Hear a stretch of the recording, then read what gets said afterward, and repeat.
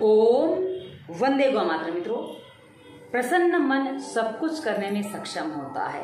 इसलिए मन की प्रसन्नता के लिए हम बहुत कुछ प्रयोग करते हैं, बहुत कुछ उपाय करते हैं, बहुत कुछ उसको देते भी हैं। और क्यों ना हो, आपने भी सुना होगा, मन के हारे हार है, मन के जीते जीत।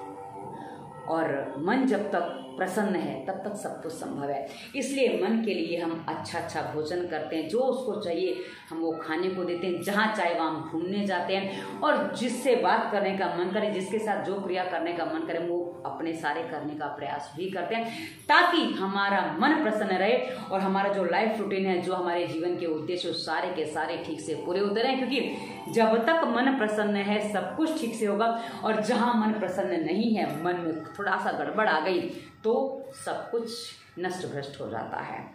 हम सब कुछ करते हैं केवल और केवल अपने मन को प्रसन्न करने के लिए, क्योंकि मन का बहुत गहरा प्रभाव हमारे स्वास्थ्य, हमारे शरीर पर पड़ता है और हम प्रभावित होते हैं, हर कोई जानता है। अब मित्रों, हमने जो मन को इतने सारे विषय दिए, इतनी सारी चीज़ें दी, भाई ये देख ले, वो देख ले, क्योंकि आज तो मोबाइल का ज़माना है, तो बार बार स्क्रॉल करके और वो रील वगैरह देखना या जो भी चाहें वो हम जब चाहें देख सकते हैं, सुन सकते हैं। तो ऐसी जो स्थितियाँ हमारे साथ बन गई हैं, ये हम सब के सब मन की प्रसन्नता के लिए करते हैं, और मन हमारा इसमें प्रसन्न भी होता है।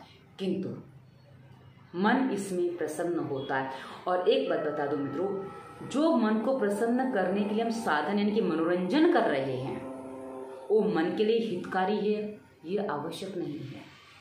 क्योंकि मन के लिए क्या हितकारी है वो कई बार हम समझ नहीं पाते हैं। बस मन जो चाहता है, कहते हैं ना, मन दिल तो बच्चा है, तो जो दिल चाहता है वो हम सब देते चले जाते हैं, और उस बच्चे को हम इतना चंचल, इतना उद्दंड बना देते हैं कि फिर वो हमारी सुनना बंद कर देता है। क्योंकि 2, 4, 10, 20 साल के बाद मनुष्य अपने मन की इन्हीं हरकतों से, इन्हीं जो अभ्यास उसको हमने दे दिया, उससे बहुत अधिक कष्ट में आ जाता है, पीड़ा में आ जाता है। क्या होता है कि अब उसका मन इतना भटकता है कि कहीं एक जगह टिक नहीं पा रहा है। और मित्रों, एक बात बता दो, यदि आप जीवन में सफल होना चाहते हैं, यदि आप आर्थिक सफलता चाहते हैं, तो हो सकता है आप जो मनोरंजन कर रहे हैं उसमें आप इतना धन कमाते हैं कि उसमें आपको कुछ चीज़ें हो जाएं।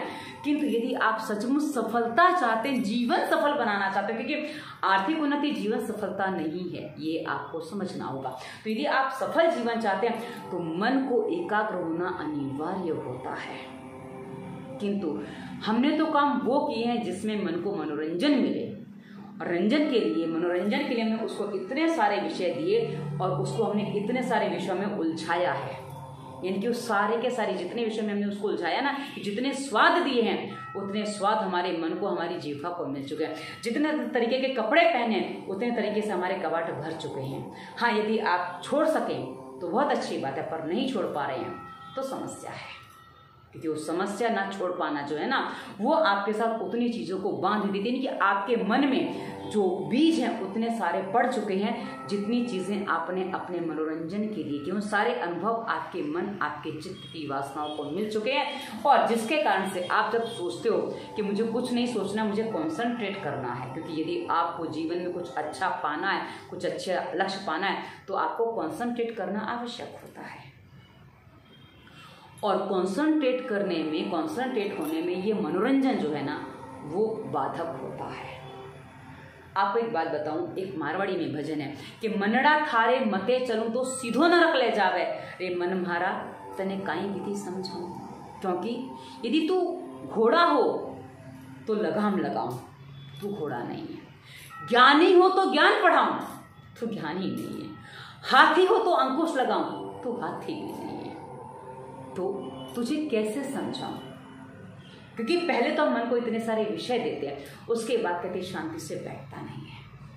ये ऐसी ही बात हो गई कि आप कहीं बैठे हो, कुछ कर रहे हो, कोई आपको आए बोले यहाँ से उठो वहाँ बैठो, फिर 2 मिनट बाद आए वहाँ से बोले वहाँ से उठो वहाँ बैठो। क्योंकि हम इतनी चीज़ें खाते पीते हैं, इतनी चीज़ें करते हैं, इतनी चीज़ें स्क्रॉल करके देखते हैं कि हम मन को एक जगह शांति से बैठना सिखा ही नहीं पाते हैं। और ऐसी अवस्था में फिर मन जब भागना सीख जाता है तो हम चिंतित होते हैं, कष्ट में आते हैं, परेशान होते हैं कि हाय मेरा मन टिकता क्यों नहीं है, मन को कैसे टिकाऊं, एक जगह इसको कैसे रोकूं। तो अब यदि आप मन को रोकना चाहते हैं, क्योंकि मन को रोके बिना सद्गति संभव नहीं है, मन को रोके बिना सफल होना संभव नहीं है, क्योंकि आप जीवन में आर्थिक रूप से, सामाजिक रूप से कितने भी सफल हो जाइए, लेकिन एक समय आएगा जब आपको लगेगा कि और कितना करना है। भले उम्र 50, 60, 70 के बाद आपको लगे, पर लगेगा अवश्य कि और कितना करना है, और कितना दौड़ूं, कितना भागूं, क्या करूं, कैसे अपने आप को शांति से बिठा दूं। किंतु जब आप युवा अवस्था में जो अभ्यास नहीं कर पाते हैं, एक बात समझ लीजिए, जीवन में यदि कुछ करना है ना तो उसको बचपन में सीखना पड़ता है।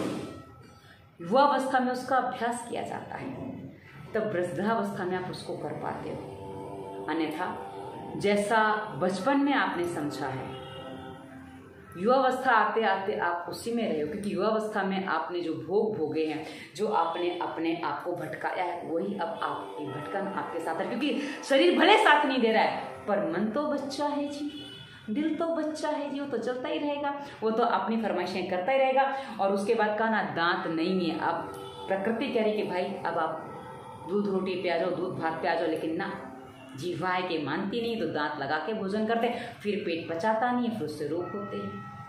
अब जो वासना भोगने का मन करता है, उस सारी की सारी वासना इसी तरह से कष्ट देती हैं, पीड़ा देती हैं। तो मित्रों, यदि आप चाहते हो कि मन को शांत करना है, मन शांति से बैठे, तो सबसे पहले आपको अपने मन को एकाग्र करना होगा। और एकाग्र करने के लिए आपको सबसे पहले एक जगह बैठना सीखना होगा कि आप एक जगह बिना विचार किए बैठ सकें। बिना विचार किए आप बैठ नहीं पाएंगे, हम जानते हैं। पर अब आपको क्या करना है, एक जगह पहले बैठे जाइए, और बैठने के साथ आपको क्या करना है, पहले अपने हाथ पैर की हलचल को रोकिए, क्योंकि हाथ पैर में बहुत हलचल होती है आपके। आप कुछ ना कुछ आपको होता रहता है, कुछ ना कुछ आता रहता है, सब भूल जाइए। आप तय करके बैठिए कि मुझे अभी 10 मिनट बैठना है, क्योंकि 10 मिनट से आप शुरुआत कर पाएंगे। फिर धीरे धीरे इसका समय बढ़ाते जाइए, और धीरे धीरे आपको क्या करना है कि जब आप बैठेंगे, हाथ पैर धीरे हिलाना बंद करिए। उसके बाद मित्रों, इसी वीडियो के डिस्क्रिप्शन में आपको कुछ प्लेलिस्ट देखनी होगी। डिस्क्रिप्शन की वीडियो आपको देखने होंगे फालतू विचार मुक्ति, क्योंकि आपके विचार बहुत ज़्यादा हैं। कैसे ये भी वीडियो फालतू विचार मुक्ति का हिस्सा बनेगा, तो कैसे अपने विचारों को रोके वो आपको समझना पड़ेगा। समझना आरंभ करिए।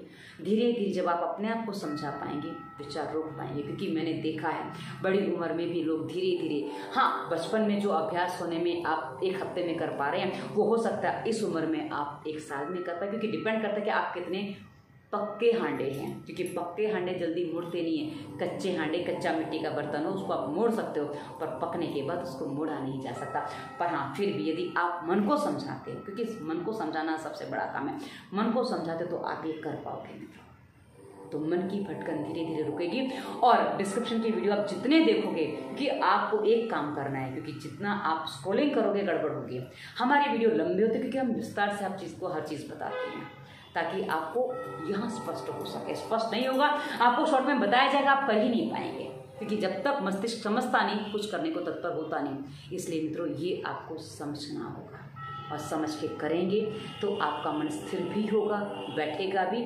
मनोरंजन से आप बाहर निकलिए, क्योंकि मनोरंजन बहुत कर लिया, शांति नहीं मिली है। वासना बहुत भोग ली, शांति नहीं मिली है। तो अब आप रास्ता बदलिए, ट्रैक चेंज करिए, ताकि आपका मन शांत हो सके।